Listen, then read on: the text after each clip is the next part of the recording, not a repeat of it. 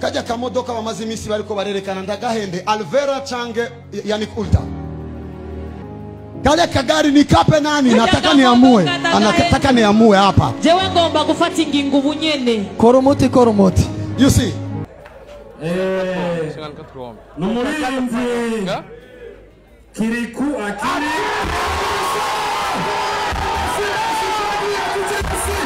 ni akavideo kako karaca kuri social media kubwa mbere mu higano rya Superbet ryo gutwara imodoka harimo abagoswera hamwe abasekira n'akavideo ari kuravuga yuko aka kaduga ndagahende n'abanyeshengero ndagahe Alvera canke Yannick iryo kuvugishwa kubonekirwa ko hari ubwira twari imodoka muri abantu babiri hoho vyari vyaje gute.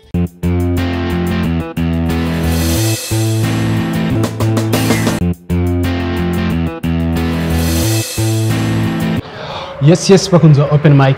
My name is Patrick. Ndi kumwe n'umukozi w'Imana Prophet Joshua ndakuramukije. Namaro cyane Patrick. Imeze neza. Yesu ni muzima, uva kumamerewe neza. Ni giteramo mwakoze mu mwaka uhebye, harimo bishasha abantu batari bamenyereye, hari hasanzwe harimo icyo bita ivyuzuye awards. Byagenze gute uyu mwaka tugiye gutahamwo ho bizuba biteguye gute muri rusange? Yari incuro ya kabiri cyangwa kangahe dutanze udushimwe duheruka yatsinze Yannick Ulta hama uyu mwaka bari benshi amakategori atandukanye abaririmba abagabo abakobwa cyangwa abagore ko zatsinzemo ba Pastor Lopez ba Vera ba Divine Light abarinje Papa Victoria's team basinze benshi batandukanye twatanze no kubijanye na movie byarigeze neza mu mwaka ukurikira tuva mu bwiza tuja mu bundi ikintu cyo kuvugishwa mu gihugu cy'u Burundi ni ibintu nibaza ko bije muri ino myaka yacu iri imbere kera ntibabitahura nino musi hariho abavyemera n'abatabitahura kigeze kugwahera ubwira muri rusange kigeze heza namambira abantu nti harabaye ikibazo ca mbere ikibazo cyo kutamenya ko abavugishwa babaho icyo kirenganye haza abitwa abavugishwa hinjira ikibazo cya kabiri kubera ko abaje baza bakora ibintu bivyiza batwara uburyo bw'abandi abasambana bituma abantu babona ko abavugishwa arabikinyoma ariko kuvuka kwa Ismaili ni kuzubira ko Isaka aseruka mu nyuma Imana izana abavugishwa bayo abantu bazi bariko barakorerwa bariko baratabagwa turemeza ko tugeze heza aho abantu bemera ko bavugishwa bariho tugeze no mu rundi rugezo rwa kane rwo gutunganya abantu gutahura ihanga ry'ikivugishwa icyo bita prophetic people cyangwa kuba prophetic kuvugishwa no kumva ijwi ry'Imana ukaritanga mu bantu kuba umuntu w'ikivugishwa no kubaho rimwe umenya wizera ko Imana ivuga ukabigenderamo cyangwa wizera ko wokwatura ukuri kw'ijambo ry'Imana kukabako tugeze mu rugezo rwo gutunganya icyo bita prophetic people abantu bikivugishwa abo si ngombwa ko baba bavugishwa nibo bandi basengera amasengero turongoye nibo bandi bakurikirana abakozi b'Imana nibo bandi barota ariko batazi ivyo barimo tugeze heza ubuvugishwa buriko buremerwa abantu baramenya ko bavugishwa bariho ikibazo ca mbere cya kabiri cyarakemo cya gatatu cyo kugenda neza ikibazo cya kane nico turiko turanigana naco iyo mukozi w'Imana pastor canke prophet ndatsiko bitandukanye gatoyi hari amavuta basigwako eske no kuba umuvugishwa birarinda ko bashaka amavuta uwo muntu atoye iyo mpwemu yo kugira ngo bashobore kuvugishwa tugiye kera muri Bibiliya ivuga kuri Yeremiya igice ca mbere ku murongo wa 5 narakubumbira mu nda amabana ari ndakuza narakurobanuje amavuta ukivuka ni Imana yarobanuje amavuta umuvugishwa Yeremiya uko niko vyari bimeze kera hama n'ishengero rirashobora kugira icyo bita gushingira inaha amavuta bijya bikorwa rero bikorwa n'amashengero no gushingira inahe amavuta ariko umuvugishwa avuka ari umuvugishwa ni gikorwa si bigumbagumba si byo kwiyumvamo ariko kumenya role y'umuvugishwa w'ubu muri Bibiliya mu gitabo c'Abikorinto ca mbere c'Abikorinto 14 havuga ngo uvugishijwe abwira abantu ivyo kubakomeza ivyo kubirura n'ivyo kububaka igikorwa cyo gukomeza kwirura no kubaka construire édifier consoler niyo role umuvugishwa wa Nouveau Testament ajejwe ivyo cyane cyane kubaka no gukomeza abantu ariko kandi nijwi ryemeza ko ryumva Imana kugira ngo rigarure abantu cyangwa ritumereza abantu ni akavido kakora cha kuri social media kubwa mbere mu higano rya Superbet ryo gutwara imodoka harimo abagospel hamwe abasekira n'akavido ari kuravuga yuko aka kaduga ndagahende n'abanyeshengero ndagahe Alvera canke Yannick iryo kuvugishwa kubonekirwa ko harubwira twari imodoka muri abantu babiri hoho byari byaje gute ndananezerewe kuvuze ngo ndagahende navuze ndagahende icyo mbere dushimira Imana kubwa Superbet kuko ikintu yakoze nicari kimenyerewe Imana ibagirire neza kwiyumvira ku banyempano bose muri rusange icya kabiri tubakeze kuko ari umuntu agendera imodoka yemeza ko yayironse kuri Superbet icya gatatu nabamenye nk'umukora business kuri GNS konza kugira programme yo kubarondera kugira ngo ikibanza canje kidandaza ivyo kubaka kizo muri isoko shasha yo mu Kamenge dukorane nabo kugira ngo abayije ngurisha ivyabo muri kano karere umva ko bitatu byabayemo narabamenye bakoze ikintu cyategerezwa gukogwa hama rero kuba naravuze dusubire ko cyo bituvugisha ugiye muri Bibiliya iyi Imana ivuze umuvugishwa avuga ngo hazoba ibi nibi muri kazoza uku niko uhoraho agize birumvika habaye rero umuntu ndavuze ngo ndagende ngenda afise icyo bita objectif ndumuna kuze mu mwe ndabizi nkoresha social media natari umwanya mwishe ko ndayikoresha no usaba yikoresha banyandikira ndayikoresha ngiye ndabona iyi nkuru irakomeye yari inkuru ikomeye Superbet yari inkuru ikomeye izogumira inkuru mu nkuru za mbere zakomeye muri no mwaka turavyemeza muco gihe ari inkuru ikomeye itwaye abantu bose none ngumiza abantu amaso kuri ibi sino batumbere zino kugira rero batumbere ino murabizi murakora muri media murakora muri media murazi technique yo gukoresha inkuru iri kwiravugwa kugira ngo utuma abantu bumviriza icyo ugomba ko bumviriza Imana ishigwe hejuru rero je business nariko ndatangaza Yesu ndavuga reka nabakatisha bumvirize Yesu nico cyambere icya kabiri ndaraba ko nabonye inkuru imenyekanye irimo baririmbyi ba gospel n'abaririmbyi basekira sinovuga baririmbyi navuganye nabo ndavuga ni vyiza kwiyumvira competition ni mwashika mu gatsindwa abaririmbyi ba gospel barari nizi yashika mu gatsindwa muzo kwisigura gute kuko muyu mwanya mwagiye kugira competition nabo muri sekira muratumiye abakristo kuraba nizo ndirimbo za sekira kuko bazoraba muri ko murakompendera nabo muzo kwishura gute uva ko nari concerne aba bana bazokwishura gute kuko sekira ni sekira abantu bakurikira ndirimbo zo kwisi ni benshi abantu baraba ivyo kwisi no kuma YouTube abo kwisi ni benshi kuruta gospel ndababwira muzo kwifata gute nivyashika mugatsindwa muzo siguriki ndababwira ni mwatsindwa muzo vuge ngo twagomba abana bo baririmba ku isi bamenye ko ab'Imana bahari ko tubi dufite message none yumvira rero ndavuga no je ndafise abantu babiri ngahanzi umwe namuhaye gift namuhaye mu mwaka uheze undi nawe yaronse muri uyu mwaka reka rero ko biko biravugwa guca shire attention ku busanzwe nzi cyo ndabavuga ndagahende uravye ukuntu nakivugiye sinigeze vuga ngo Imana iravuze oya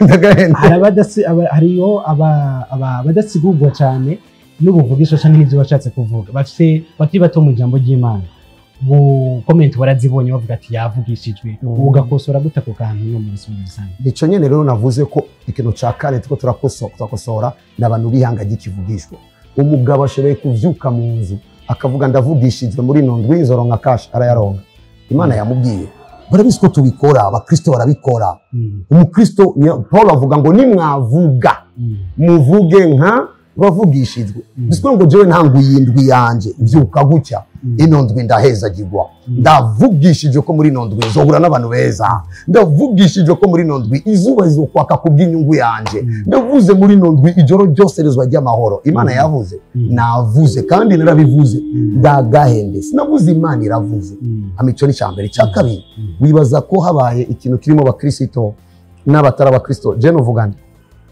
bakristo dufise role rero iyo navuze ngo nobwira iki abatabitahura notahuza kwanza bari bakwiye kubitahura batabitahuye birumvikana yuko Imana mu bumana bwayo n'ubukuru bwayo isafere yuko imitima y'abantu yobaho neza ni naco tiko turakora tuzana abantu benshi kuri Kristo tubwira ubutumwa abantu bagakizwa ico cyambere cyatuzanye iyo bishitse rero tukakora ico nabivuze nagomba abantu narabakatishije kandi nivyo ikindi cyantangaje rero si byo vyabaye icyantangaje ni ibintu 3 nanditse ndavuze erega sinarinzi ko bankunda gutya kuko iyo nari kuba akantu gasanzwe kavuze ko bavyibagiye bamenyesheje ko kumva abantu benshi barankunda bakankurikirana icyo kabiri naracanditse kumva abantu benshi baranyizera kuko nimba umuntu asanzwe avuze ikinyoma akavuga ikinyoma ni igiti cyo guhangayisha niyo avuga ikinyoma bisigura ngo umunyakuri avuze akantu wisi ikinyoma uramwirukako mu ncamake bafise ukuri kwinshi bemera ako kamwe peut-être bagatahuye ukutari komeje gusigura natahuye rero responsabilité ngiye kwikorerako icya gatatu kumbe ndemegwa kuriye ivyo narizi njeje gukorera Kristo no kuvuga Kristo narizi ko muno tumwe byo bakujya je rero vyamaye kumenya bamaso rero n'abadasenga barakurindiriye ariko kandi vyamaye no kumenya n'umunyezigo akandika ngo Yesu musubira gusengera ngaha koko arana bavuze yuko no munsi ushaka kugara rusengero canka abakristo bakamva niyo munsi wa mbere haje abantu benshi kuko ivy'Imana nibikogwa naho tufate gutya naho nari kuba ndi mubi ishengero nirimatanye na Joshua ishengero ni rya Yesu Kristo eske Imana yo kugara ishengero kubera ko umuntu yavyumviriyeko byo kugara ishengero ku bintu nkabijya sinibaza ko byo navugwa n'umuntu afise umutima wo kwiyumvira mu camake namenye responsabilité ariko kuri wakumvise ancambira rero umukristo wigeze wumva mvuga ngo Imana iravuze ubuvugishwa kuvugishwa mu izina ry'Imana nige navuze ngo Imana irambwiye ariko koko Imana yo mbwira kubijanye n'ijya modoka cange yo tuma ndayitaga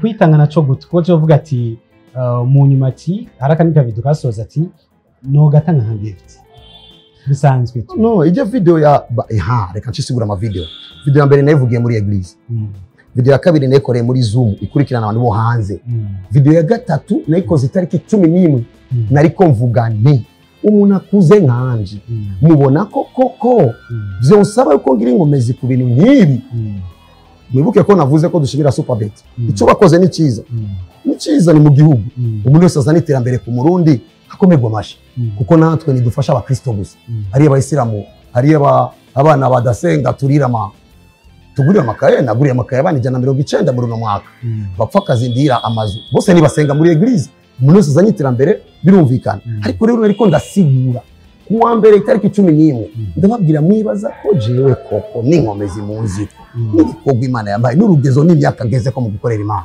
noza nabijya ndababwira nabikoze kugira ngo abantu baturne bakura amaso hamwe babone Yesu ico cyo nyine nabikorera sinako ndavuga kuri ibyo ko sinabivuze inyuma ikintu cyo kiganiro ca mbere nkoze kandi sitarika kugikora cyane kuri mwebwe sino navuze reka niteke ni nceceke nzo bivuga neza mu makesha ko ndiko ndategura makesha nivyo bintwaye cyane mu nyuma imodoka yatwekiriku abantu benshi ati yamana ya Joshua arayitetereje araha ikibanza shetani ni commentaire y'umuntu ubukuru bw'Imana yoteterezwa n'umuntu angana gutya Imana ni Imana koko n'ubukuru bwayo yoteterezwa n'akantu kangana gutya gatuvuza Imana tugeze kubirenza tugeze kuvuga Imana yoteterezwa ko Imana ifise abantu bagwa batembagara wigeze kwibona igirisoni Imana nini nta mana edahera Imana nitu Mungu atumteteye Imana nitu itabara nidutabara umuntu yagize gutyo nikudatahura na muntu yotetereza Imana erega Imana ikujejwe n'umucumbo humeka wowe iteterereza he cyangwa uvuze ngo Imana uragize isoni agenda agire manifestation Imana igira isoni kandi ari imwa kubaho icyo nibaza gusa yuko ari kudatahura mvuge utatahuye kubera imvugo navuze yatahuye nuba atagitahura agira umwanya asoma ijambo ry'Imana atahure yes birashika yuko umuntu ashobora kuvugishwa n'Imana yamurungitse koko hamwe ivyo bintu ntibibi bebwa iyo bitabaye haba habuze iki cyane cyane ku mavuta n'umuvugishwa ubuvugishwa ni ikintu gikomeye bisaba ko nsigura umuvugishwa kugira ngo avugishwe abona amashusho ashoboye kubona amashusho akainterpreta nabi agatanga isiguro itariyo y'amashusho Imana nigera ibesha ariko kugira ngo inyereke nkuko yanyeretse ivyo muri Tanzania bariko barabona yabinyeretse gute ishoboye kukwereka inka kubera amahembe inka ni puissance muri Bible ikacwereka kirahungabana ukacuza ukavuga ngo muri Tanzania bizogenda uko umuvugishwe rero ashoboye kubona avyo ariko akainterpreta kutariko ni nk'umuntu yovuga igifaransa akavuga marcher sur les eaux wowe ukaca wumva ko yavuze amagufa bisigura ngo icyo wakoze yavuze ukuri, interpretation yabaye mbi. Icyo cyo cyambere gishoboye gushika bavugishwa. Ubwira urasoma muri Bible rero hari n'ubuvugishwa bwavuzwe bugashika mu myaka myinshi kuko Imana niganzwa n'iminsi. Niganzwa n'iminsi. Shibe kuvuga ikintu ubu kikazoba mu myaka ine kijya nyene wavuze. Ubuvugishwa rero bufise sanse nyinshi. Bishobora kuba isi imwe mu jewe shiza amaso nk'ubu muri rya professor bavuga muri rya natuye. Ubona no shira amaso ndondera abona oraba mu bantu nk'umukozi Imana noraba nande muri competition Kirese Alvera na Yannick.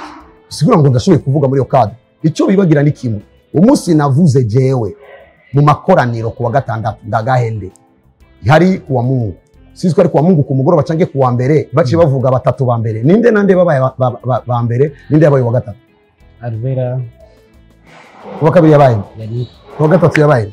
Ni gute rero muri uwo mwanya nari kubona wa gatatu ndiko ndabona wa mbere no wa kabiri mu mwanya magaze mu ishengero. Kandi ni jewe kuko ndafise amaso ndabona. Hari ubuvugisho mumaze kuvugisha bikaba koko by'ukuri hari ryari umuduhakarure? Kirese mvuze ivyo mu mahanga sino ishengero byose rirazi ko mvugishwa. Video ziri hajya na video nari mu Kabezi barabonye ivyo ndiko ndavuga ku mudamu. Video y'umugore yaje atavyara na musaza we intaye zirima video yanje bozirondera bakazironga. Na musaza hari ndavuga afise ikibazo ntavyara imyaka 10 n'ingahe. Uyu azovyara amahasa abahungu. Uyu mugabo yaje gushinga intaye. Ishengero dongoye bashinga intaye buri munsi y'ubuvugishwa. Iyo tuvuze ubuvugishwa bw'umuntu umwe ubwo buzima twarabuhawe. Hama ibikomeye narabivuze, Amerika naravuze kuri Trump, Tanzania video iri kuri page. Imana iriho akanyuma rero. Dufate rero twemeranye n'abantu, naho tutokomeranye n'abantu.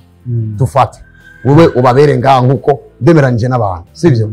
Uronse 99 kwijana ukananirwa kimwe wadubuye canke waduze. Burya bariko baravuga baranyemera. Bibafashe rero kubandanya bakurikira. Imana ihezagire abantu bose. Biba ari byiza cyane abategana bariteguye neza. Nawe warabaye umuririmbyi kuva kera cyane, waragiye muri sekera raja muri gospel ongira uranakiza uno munsi muri rusange. Agashimwe katwaye Kiriku ni indirimbo yaririmbye nubwo ari yisi irimo ubutumwa bw'isi cyo butwerekeza no ku Mana. Hari cyo bivuga ko muri rusange kuri ku gashimwe canke kuri Kiriku ku ndirimbo ani Kiriku no muntu ndamusenge Imana imugirire neza. Ico novuga gusa cyo nyine umuntu ndamusenge Imana imugirire neza. Ico no mwifuriza kiruta ibindi naririmbye atararirimba. No mwifuriza gukizwa kuko naronse amahoro mu gakiza. Ndamusengera numva nusengera because ndakeneye ko bakizwa. Kubateguye ihigano no bwa mbere tubonye ikintu kinini nka kijya kivuze cyane competition zirahari Sanganiro Award n'izindi kuba cyashoboye kugira inkomezi nka zijya cyashoboye kuba cyatumye izindi kampuni zivyukireko zikore zirabona ko abari fisi impano ushoboye gutuma bakamamara cyane icanyuma. Ndi umukristo sinureka kugura amabati kuri Superbet cyane ko je ngomba gukorana nabo business. So reka nagushimire. Ni kahe kajambo ubwira abakunzi banyu muri rusange ngihe jambo ry'ifatiro riduhereza uno mwaka bidutangura no mwaka uza 2026 cyane cyane ku kwiyerekwa n'ubutumwa cyane kugira ngo tubandanye dusenga cyane? Icyambere icyo tuma dusengera buri munsi dusengera ukururanirwa kw'abantu. Cyo kabiri tuma twibutsa abantu bavuga ikirundi n'abarundi. Uburundi si isi gusa. Tubabwira ko nabo nyine ari Uburundi. Tubabwira ko Imana irema umuntu mu mukungugu. Nimbire mu mukungugu igihe umuntu ari mu nda afungura imfungurwa zavuye mu mukungugu. Umwumbati, ibiharage n'umukungugu wiforme. Bisigura ngo mu nda y'umuntu umwana acika Burundi. Mama w'umwana nimba yamuviye Burundi yavyaye Burundi. Nimba twariye tukagira amatama, aya matama ni Burundi kuko ni imyumbati y'Uburundi. Ico mamagara abantu buri munsi bahezagira Burundi kuko uhezagira igihugu arimo arihezagira. Nuri Tanzania ahezagire Tanzania. Ico ni kintu namubwira abantu buri munsi. Igikurikira na handi hantu wogirira makesha kiretse aho genda yayoboye. Ikinda kivuze kandi siziko naco kiza gutuma abantu bavuga kuko abo tugira na makesha bamenya makuru ibizoba kwisi. Woho ndavuga Imana iravuze kuko navuze Imana iravuze kuri Tanzania. Imana iravuze kuri USA baramenya makuru ndavuga vyose navuze corona na kintu nakimwe navuga. Abantu rero dukeshanya mu ijoro samana ejo gasa 9 ariko ndavuga izoba kwisi. Ndabaye kazi. Ngo agakomantere ngo y'amapasteke yiwe yamatwara imbere y'urusengero canke mu gikorano byavya ni Bibiliya kijamba ngomba kwerekana mu gicapo ivyo ijambo ry'Imana rivuga twame ivyamwa icamaro ni pasteke hama ica kabiri icyamwa ni cyiza ndi numva nubagira ivyamwa cyane nta n'ikintu ndabishirako kiretse kubereka kino gikorane ni ivyamwa icyamwa ni ikintu cyiza cyane ni ikintu ufungura utarinze guteka turakeneye ivyamwa vyiza ku bantu ivyamwa vya mpwemu yera ni ingeso nziza tugaragaza ivyamwa vy'agakiza nivyo so reka ndagushimire je nabashimiye cyane Imana ibagirire neza mvuge kano kantu ku basanzwe bakijijwe equilibre yawe ntimatanye nico Joshua yavuze cyangwa icyo atavuze ndatangaye kubona kino gisanzwe cyashoboye gutuma uhungabana garuka neza kuri Yesu Kristo wawe kuko niyo definition y'ubuzima bwawe kandi ndizera ko wakiriye Kristo ufise ubuzima muri wowe kuba tarakizwa si Joshua atanga agakiza ndi gikoresho gisanzwe cya Kristo gishoboye gutsitara akira Yesu uvuge ngo mwami Yesu ndakwakiriye ngwino mu buzima bwanje mbere umwami n'umukiza ucuhindurirwa amateka nari umusambanyi nari umunyarumogi nagendera mu bibi na kimwe bonyagiriza muri ivyo birumvikana ko abarondeye amakosa yose bakayabura badugiye ku kitarico Yesu urakoze iterambere ni rya Kristo mweza gihe asante sana